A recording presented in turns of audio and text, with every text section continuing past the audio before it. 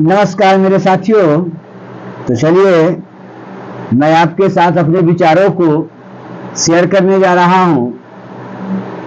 और मेरा विचार और मेरा मकसद गलत मैसेज को समाज में नहीं देना है। मेरा उद्देश्य ये नहीं है कि मैं जातिवाद संप्रदायवाद को जन्म दूं। मेरा उद्देश्य यही है कि समाज में समतामूलक विचारों को ज्यादा से ज्यादा उसमें रख सकूं और उन विचारों से उस समाज को ओतप्रोत कर सकूं। मेरा लक्ष्य है समतामूलक समाज का निर्माण करना, जिसमें हर संप्रदाय अपने जीवन के उद्देश्य को पूर्ति कर सके। तो हमारे देश में आज तरह तरह के समस्याओं का जन्म हो रहा है। ये जन्म देने वाला विचार कौन सा है? वो कौन सा विचार है जिसके द्वारा हमारे समाज में गलत मैसेज जाता है, समाज का विकास नहीं हो पाता है, वो समाज गर्त में चला जा रहा है दिनों दिन। इसका सबसे बड़ा कारण है, फैक्टर है जातिवाद, ब्राह्मणवाद, मनुवाद। समाज में जब तक शिक्षा का आधार सही नहीं होगा, हर समाज को मुख्य धारा से नहीं जोड़ा जाएगा, मुख्य धारा तक नहीं लाया जाएगा, तब तक समाज को हम एक बेहतरीन रूप को नहीं देख सकते हैं, नहीं दे सकते हैं। तो समाज में क्रांति लाने के लिए शिक्षा का अहम रोल होता है। जब तक शिक्षा नहीं होगा तब तक मानव अपने आप को नहीं समझ सकता है। Man cannot understand himself on your life. Man cannot understanding without higher education. जब तक मनुष्य अपने ज्ञान इंद्रियों को विकास करने के लिए और सही निर्णय लेने के लिए शिक्षित नहीं होगा, शिक्षा के माध्यम से उसको शिक्षित नहीं किया जाएगा, तब तक अपने आप को नहीं पहचान सकता है। और जब तक अपने आप को नहीं पहचान सकता है, वो इंसान दुनिया को क्या पहचान देगा और दुनिया को क्या पहचानेगा, और दुनिया को अच्छा बुरा निर्णय देने की क्षमता उसमें क्या रह जाएगी। तो अंधविश्वास का सबसे बड़ा, पखंडवाद का सबसे बड़ा जरिया है। पखंडवाद को समाज से दूर यदि करना है, अंधविश्वास को भगाना है, समाज में नई क्रांति लाना है, तो समाज के हर तबके को शिक्षित करना बहुत जरूरी है। तो आज ब्राह्मणवाद इतना जहर घोल दिया है समाज में कि आर्थिक रूप से, मानसिक रूप से, सामाजिक रूप से उसको कमजोर कर दिया है। मानसिकता को तो इतना वो कुचल दिया है कि आप लाख वैज्ञानिक तौर तरीका से उनको समझाने की कोशिश करेंगे, फिर भी वो पाखंडवाद का शिकार हो ही जाता है। वो ऑर्थोडॉक्सी प्रोडक्शन से ऊपर नहीं उठ पाता है। ऐसा ब्राह्मणवाद 20 समाज में भर दिया है, रख दिया है। 10 वर्षों तक उसको प्रैक्टिस करवाया है, रियलाइज करवाया है, अभ्यास करा चुका है, जो इससे ऊपर नहीं उठ रहा है। और जब तक इससे ऊपर नहीं उठेंगे तब तक मानव का विकास होना संभव नहीं है। यदि भारत का सर्वांगीण विकास देखना चाहते हो यदि भारत का सर्वांगीण विकास देखना चाहता हो और भारत का अच्छे भविष्य की कामना करना चाहते हो और एक भारत को सही निर्माण के रूप में देखना चाहते हो, उज्जवल भविष्य देखना चाहते हो, तो आपको ब्राह्मणवाद को पैरों तले कुचलना होगा। ब्राह्मणवाद की जो शिक्षा है, नीति है, उस नीति को पैरों तले कुचलना होगा, तभी आपका भारत सुनहला बगीचा के रूप में उभरेगा। ये भारत जो है वो बगीचों का देश है। इसमें हर तरह के संप्रदाय जीवन यापन करता है, हर तरह का विचार पैदा होता है। तमाम विचारों को एक केंद्रीकरण करने के लिए मूल शिक्षा का होना बहुत जरूरी है। मेरे विचारों से यदि सहमत हो तो मेरे चैनल से जुड़ने की कोशिश करेंगे, ताकि मैं आपको वैज्ञानिक तौर तरीका के द्वारा आपको सही तथ्य की जानकारी दे सकूं। आज और खास करके जान लीजिए कि कोई भी देश विकसित हुआ है ये नारी के बदौलत।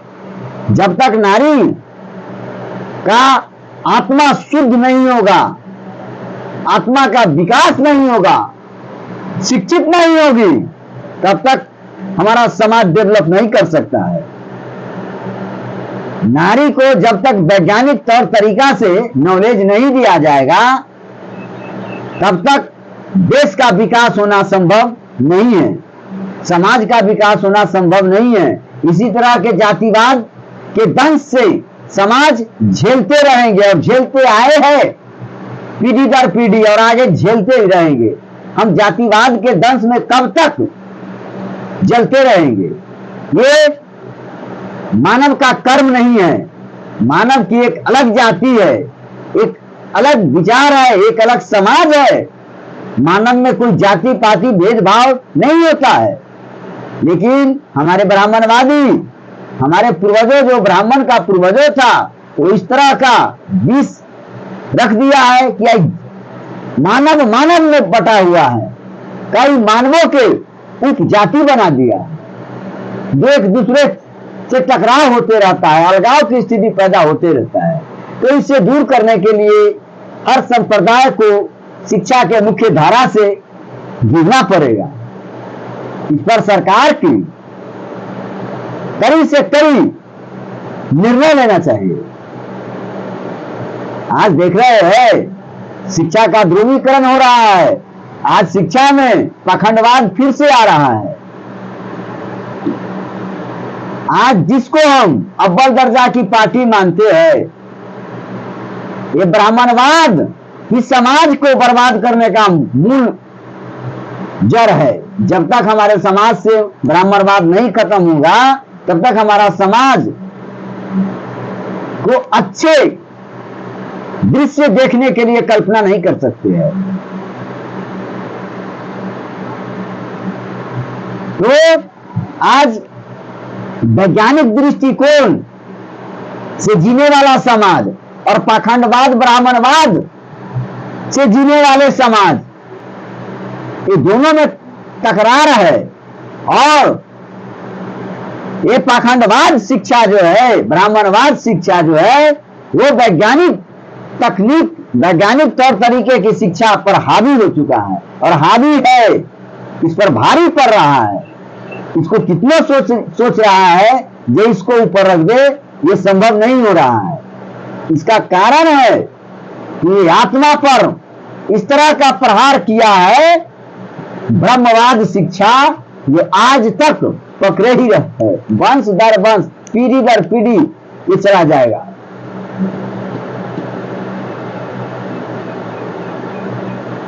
तो इस पर मंथन करने की जरूरत है। एक जगह कहता है तुलसीदास जी अपने साहित्य के माध्यम से समझाया है, क्या समझाया है कि पूजी विप्र सकल गुणहीना, पूजे ही विप्र सकल गुणहीना, शूद्र न पूजहु वेद परवीना। समझने की बात है। और इस जो चौपाई है, ये चौपाई को ब्राह्मण में इतना तीक्ष्ण क्षमता है जो हर परिस्थिति के अनुसार इसको अलग अलग ढंग से पेश करेगा। वो कैसे सफल होगा ब्राह्मणवाद को विकास कराने में, सामंतवाद को ऊपर लाने में, मनुवाद को ऊपर लाने में, उसको नॉलेज है। उसमें इतना छलिया बहुरूपिया ज्ञान से भरा हुआ है वो कि आपको हर हाल में मनवा लेगा।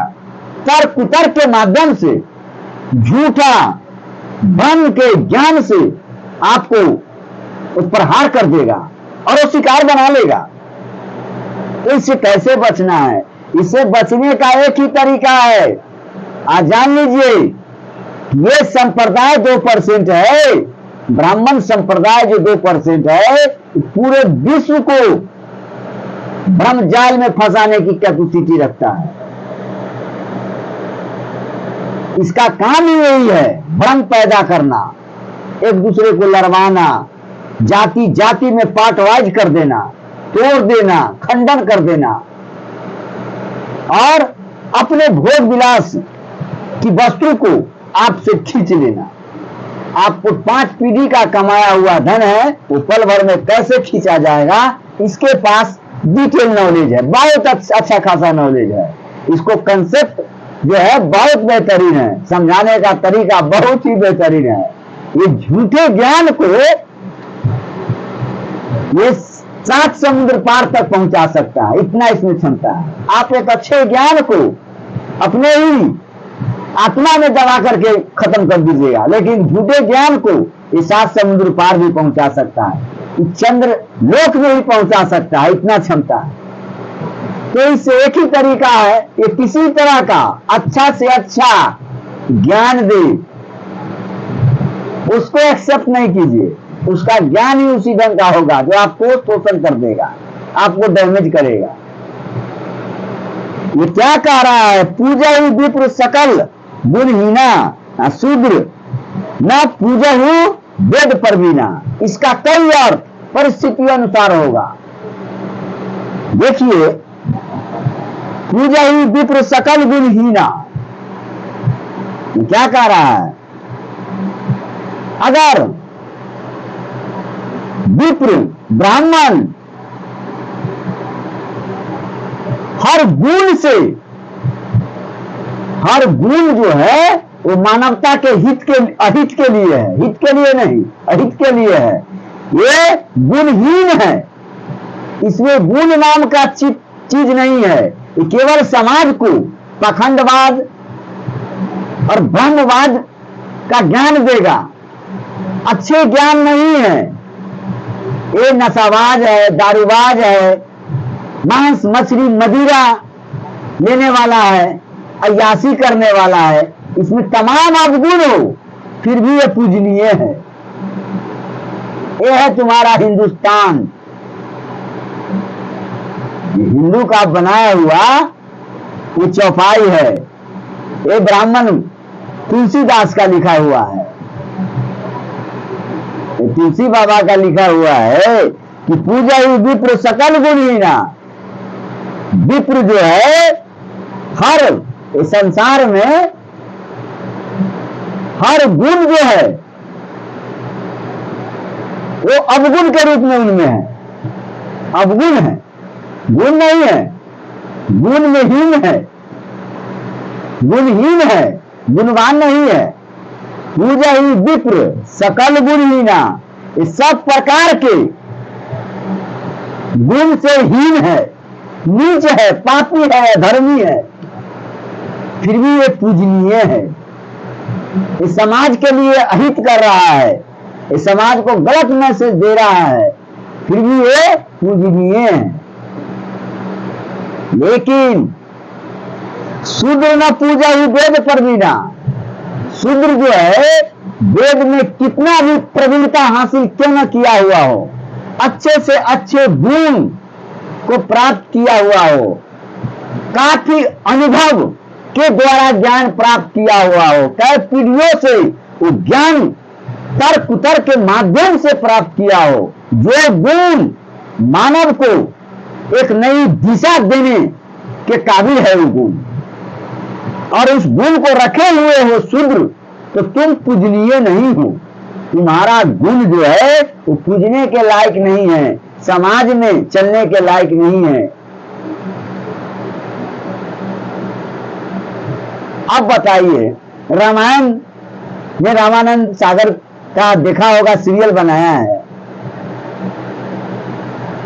एक बगल कहता है कि रावण ब्राह्मण कुल का है, और एक और कहता है वो शूद्र है। उस वही सब बोलता है। परिस्थिति के अनुसार अपने स्थिति को मजबूत करने के लिए ब्राह्मणवाद हमेशा तत्पर रहता है। ख्याल कर लीजिए, एक बगल रावण या शारीरिक रूप से गुणहीन है, उनका शरीर का कंस्ट्रक्शन अलग ढंग का है, आदिवासी टाइप का है, 10 माथा वाला है, 20 आंख वाला है, 2 माथा वाला का इतना ज्ञान होता है, 10 मस्तक वाला का कितना ज्ञान है। उसको राक्षस बना दिया, उसको राक्षस में घोषित कर दिया, और उसके जैसा विद्वान इस संसार में कोई पैदा नहीं हुआ था। मैं नहीं कह रहा हूं, ये रामायण का सीरियल बता रहा है, जो सीरियल आप सबों ने देखा भी होगा, मैं भी देखा हूं। एक बगल कहता है कि शूद्र न पूजा ही वेद पर बीना। तो रावण को आपने देख लिया ना कि प्रवीण था, प्रकांड विद्वान था, और इसमें इस सीरियल के माध्यम से छलिया रूप से भी दिखाया गया है कि स्त्री का बहुत आशिक था। यदि आशिक होता तो सीता को हरण करके ले गया था। केवल काल्पनिक ज्ञान के माध्यम से मैं आपको समझा कितना ही काल्पनिकता ज्ञान देकर के पूरे समाज को एक ध्रुवीकरण किया है। इस समाज को कितना मानसिक रूप से गुलाम बनाया है, सीरियल के माध्यम से समझने की कोशिश कीजिए। मैं तो आपको एक ट्रेकर दिखा रहा हूं कि रावण विद्वान था न जी, फिर भी वो पूजनीय नहीं है, और राम पूजनीय बना दिया, राम को पूजनीय बना दिया। एक नंबर अभागा पापी था, राम सर्वव्यापी था, सब गुण से संपन्न था। वो क्या बोला जाता है उसको, भगवान को तो नहीं मानता हूं, लेकिन वो अंतर्यामी था, ये पूरे लोक का ये मालिक था। भगवान जिसको कहता, मैं तो भगवान को नहीं मानता हूं, ये अपभ्रंश भाषा को मैं नहीं मानता हूं। तो कहने का मतलब यह है वो सब कुछ जानता था, फिर भी उसकी पत्नी को हरा गया।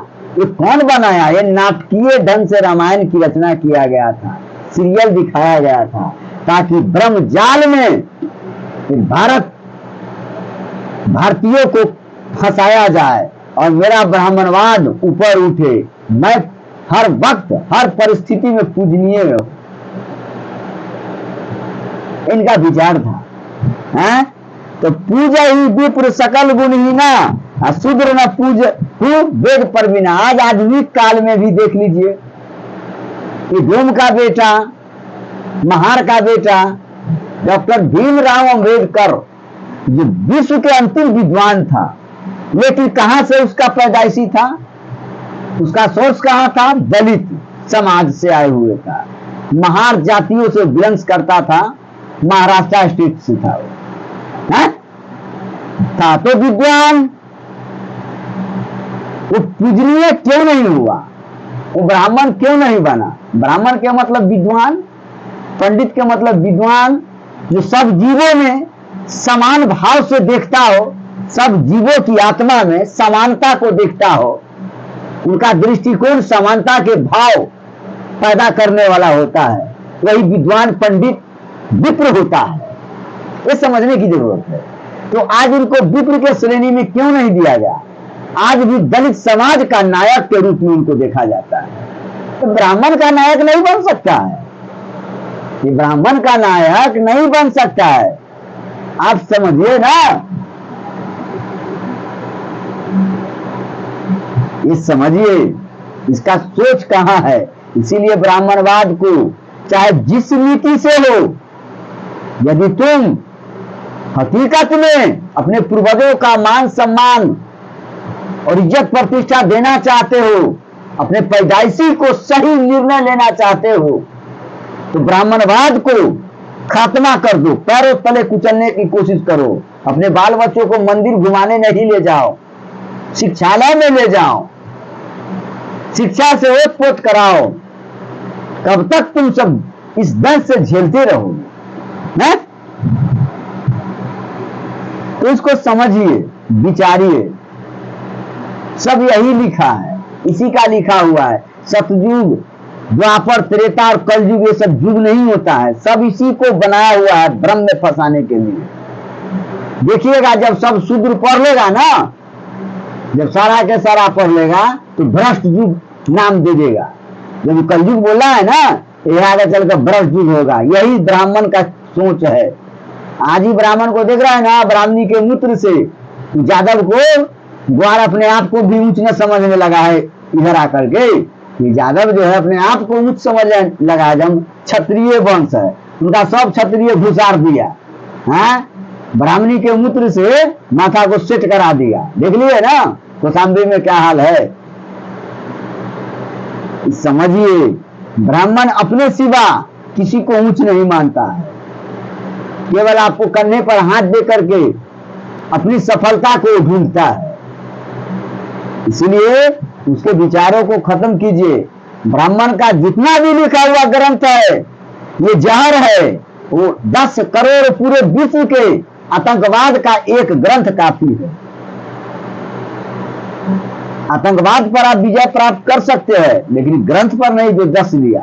इसलिए उसको हटा दीजिए, इसको हर हाल में हटाइए और सीरियल के माध्यम से संविधान को दिखाने की कोशिश कीजिए। जिस तरह रामानंद सागर ने सीरियल बना बना करके हम सबको गुलाम बनाया है, तमाम भारतीयों को गुलाम बनाया है ब्राह्मणवादी ने 2%, उसी तरह संविधान को एक सीरियल के रूप में दिखा करके पूरे प्रिंडल को जो धारा है, आर्टिकल्स है, आर्टिकल्स पार्ट वाइज करके समझाने की कोशिश कीजिए।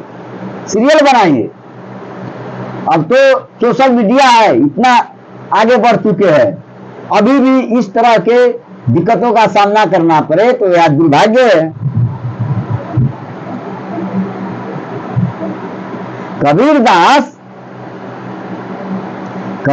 जी एक बार बोले थे ये अपने दुआ के माध्यम से कि मैं कहता हूं आंखन देखी, मैं कहता आंखन देखी, तू कहता कागज की लिखी।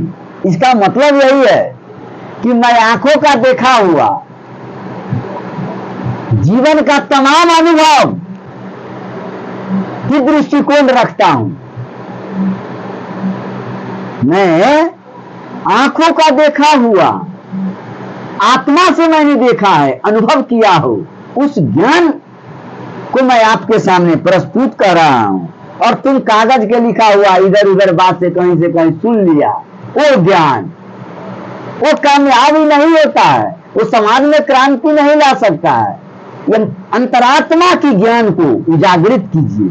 सही ज्ञान क्या है उसको समाज में उड़ेलने की कोशिश कीजिए, तब समाज में क्रांति आएगी।